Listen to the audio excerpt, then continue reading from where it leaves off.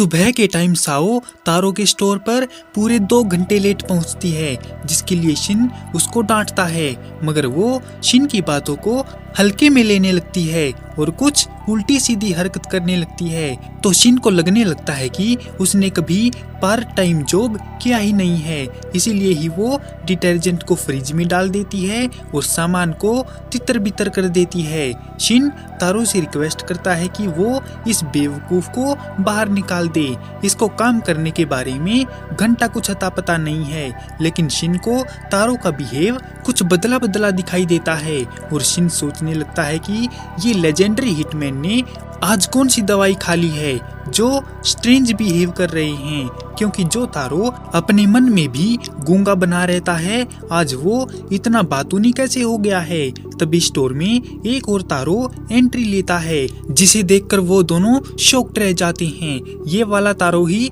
असली तारो है और अपनी कुर्सी पर बैठकर अखबार पढ़ने लगता है। तो नकली तारो उसको चाकू मारने की कोशिश करता है, जिसे तारो रोक देता है और कहता है, बड़े दिनों बाद मिलने आए हो नागुमो।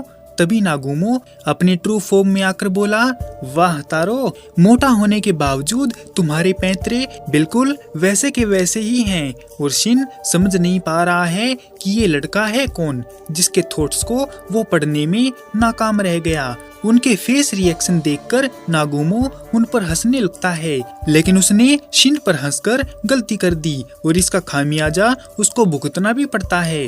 नागुमो अपना नाम बताकर कहता है कि मैं एक 18 साल का लड़का हूँ, तारो मेरा दोस्त है और मैं बगल के एक सुपरमार्केट में काम करता हूँ, जबकि आसपास तो कोई सुपरमार्केट है ही नहीं। नागुमो फिर से मार खाता है, क्योंकि तारो ने उसकी पोल खोल दी है कि वो 27 साल का है और उसके पुराने दिनों का एक कलीग हिटमैन है। वो दोनों उसकी हजामत करके उसको कुर्सी से बांध देते हैं। नागुमो कहता है कि तारो, क्या तुम्हें पता है कि तुम्हारे सर पर 1 बिलियन की बाउंटी लगाई गई है। तभी वहाँ पर एक पिज्जा डिलीवरी बॉय आता है और पिज्जा रखकर अपनी कटार निकालता है। शिन उसके मन की बात जान लेता है कि ये हमें मारने आया है, लेकिन वो जल्दी से नागुमो की गर्दन पर कटार लगाकर किसी को ना हिलने के लिए बोलता है और उन सबको बेवकूफ समझता है, जो पिज्जा नाकाजिमो को ऐसे ही अंदर घुसने दिया और तारो को देखता है, जो आराम से बेफिक्र होकर पिज्जा पार्टी करने में व्यस्त है।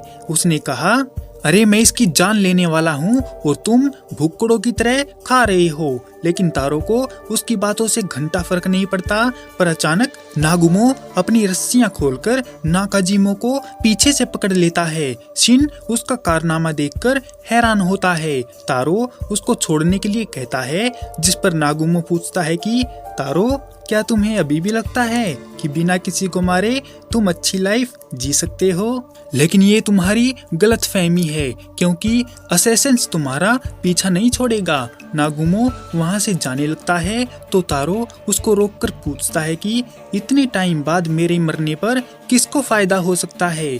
जिस पर नागुमो कहता है कि मुझे नहीं पता, मैं तो अपना काम करने आया था, लेकिन हिटमैन से रिटायरमेंट लेने के बाद तुम उनकी नजरों में कुछ ज्यादा ही आ रहे हो और अभी जो कुछ भी हुआ है उससे तो लगता नहीं कि वो अगला अटैक जल्दी से करेंगे। नागुमो नाकाजिमो की बॉडी उठाकर वहाँ से चला जाता है और शाओ कहती है कि सर, यहाँ तो बहुत खतरा है, क्या मैं अपने घर वापस चली जाऊं?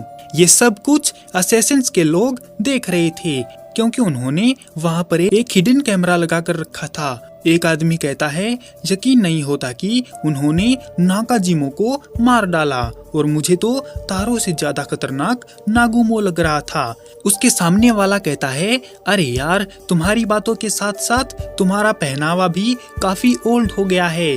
उनकी बात सुनकर एक तीसरा आदमी कहता है कि इस तरह हम लोग तारो को नहीं मार पाएंगे, बल्कि उसे मारने के लिए हमें ऐसी जगह पर अटैक करना होगा जहां पर वो बेबस दिख रहा हो और उसे मारने के लिए हर वक्त उस पर नजर रखनी होगी। हमारा प्लान फेल भी हो सकता है, भूलो मत, तारो द ऑर्डर का मेंबर है। कोई कहता है कि वो 5 साल पहले रिटायर हो चुका है और ये सिर्फ एक अफवाह है और कुछ नहीं। वो सब ये बातें कर ही रहे थे कि तारो की नज़र कैमरे पर पड़ जाती है और वो उनको धमकी देता है कि अगर तुम लोगों ने मेरा पीछा नहीं छोड़ा तो नर्क में तुम्हारी एडवांस टिकट मैं खुद काटूंगा। इतना बोलकर तारो कैमरे को गोली मारकर उड़ा देता है और शाम को तारो शिन के साथ बैठा है। शिन कहता है कि सर, नागुमो की बात सही है तो हम पर और भी अटैक्स हो सकते हैं। तारो कहता है इस बारे में सोचना बेकार है, क्योंकि अगर हमें पता ही नहीं है कि दुश्मन कौन है तो लापरवाही की गुंजाइश बिल्कुल नहीं होनी चाहिए। तभी वहाँ पर तारो की बेटी और बीवी आती है जो कहीं जाने के लिए रेडी होती है। तारो को याद आया कि उसने प्रॉमिस किया था कि आज वो उन दोनों को मेला घुमा कर लाएगा। फिर वो सभी चले जाते हैं सुगर पार्क के मेले का मजा लूटने। झूले की राइड लेते हुए तारो को दिक्कत हो रही थी क्योंकि उसका मोटापा सेफ्टी बेल्ट के आड़े आ रहा था। झूले से उतरने के बाद तारो काफी ज्यादा फ्रैंकिस खा जाता है जिससे उसका पेट गड़बड़ा जाता है। शिन डॉक्टर बुलाने लगता है तो आओई मना करके उसे पानी पीने को सजेस्ट करती है। छोटी लड़की शाओ को एक खरगोश के बारे में बताती है जो काफी पॉपुलर है। आओई खुश है कि काफी टाइम बाद वो ग्रुप में सैर सपाटा करने निकले हैं, लेकिन शिन और तारो इस बात को लेकर दुखी हैं कि उन पर कभी भी अटैक हो सकता है। शिन और शाओ प्लान बनाते हैं कि आज का उनका मिशन है 2 बातों पर। पहला, तारो फैमिली को सेफ रखना और दूसरा है उनको अपना दिन एंजॉय करने देना।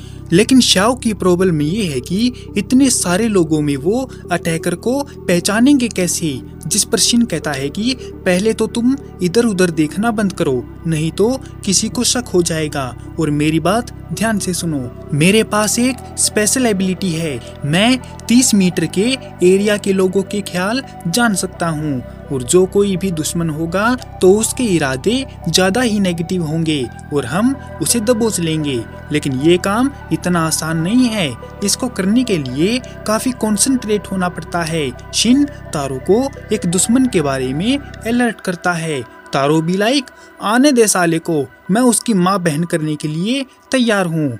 दुश्मन जिसका नाम कुरी द जेनिटर है वो सोचता है कि ये तारो भी ना एक नंबर का गधा है जो अपनी फैमिली के साथ घूम रहा है। जैसे ही वो दोनों आमने सामने आते हैं तो कुरी तारो पर हमला करता है, लेकिन तारो बिना देखे ही एक पेन से उसको बेहोश कर देता है और पीछे से वो दोनों उसको ठिकाने लगा देते हैं। और तारो अपनी बेटी को देखता है जो उसी खरगोश के साथ खेल रही थी। एक छपरी उन दोनों को उसे ठिकाने लगाते हुए देखकर बोलता है कि मुझे पता था ये जेनिटर किसी काम का नहीं है, लेकिन मैं हैरान हूँ कि तारो ने उसे मारकर बेहोश क्यों कर दिया। मुझे तो नहीं लगता कि ये सबसे बड़ा हिटमैन रहा होगा, बल्कि इसके मुकाबले शिन ज्यादा खतरनाक है। खैर, अब मैं और कोई रिक्वेस्ट नहीं करूँगा। छपरी शिन के बगल से निकलकर उसी झूले पर बैठ जाता है जिसमें तारो बैठा हुआ था और अभी भी उसी सेफ्टी बेल्ट दुखी कर रही है। शिन और शाओ भी उसी पर चढ़ जाते हैं। झूला स्टार्ट हो जाता है और शाओ को छपरी के बाल देखकर उस पर शक हुआ। शिन उसको समझाता है कि उसे किसी को भी लुक से जज नहीं करना चाहिए। तभी छपरी मन ही मन कहता है, अरे यार, इनको मुझ पर शक हो गया, पर मैंने तो कोई रिक्वेस्ट भी नहीं की।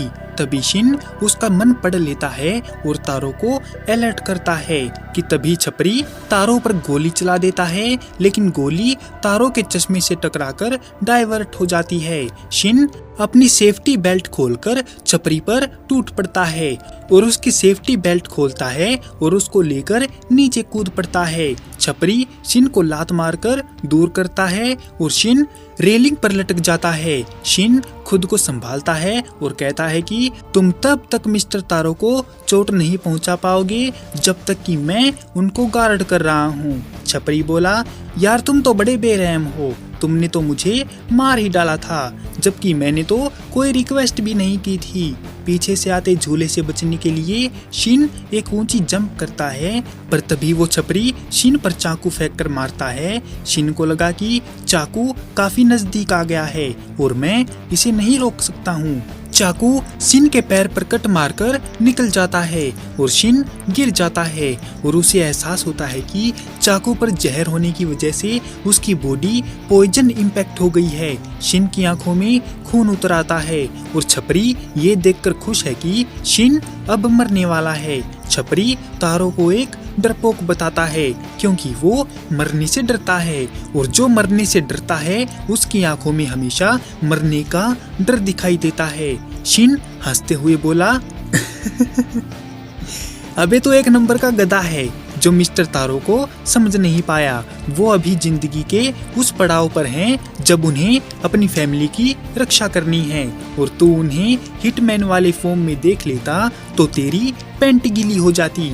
छपरी बोला यार तुम ये छोड़ो और मुझे बताओ कि तुम्हें तो कुछ दिखाई भी नहीं दे रहा है तो तुम मेरा सामना कैसे करोगे। झूला फिर से उनके पीछे से आता है और वो दोनों जंप करते हैं। शिन छपरी को पकड़कर झूले पर लेटा लेता है और छपरी एक नाइफ निकाल लेता है। शिन उसके हाथ को रोककर सोचने लगता है कि मुझे ऐसी कोई जगह चाहिए जहां मैं इसका सामना कर सकूं। तभी शिन को अपने नीचे लगे तंबू में से तारो और उसकी बेटी की आवाज सुनाई देती है जो सुगर खरगोश का शो देख रहे थे। शिन छपरी को पकड़कर नीचे कूद जाता है और अच्छे खासे चल रहे खरगोश का खेल बिगाड़ देता है और खरगोश बने आदमी की कॉस्ट्यूम को छीन लेता है। छपरी को लगता है कि इसे तो दिखाई भी नहीं दे रहा है तो मुझसे लड़ेगा कैसे, पर तभी शिन उसको बढ़िया वाला घुसंड पेलता है।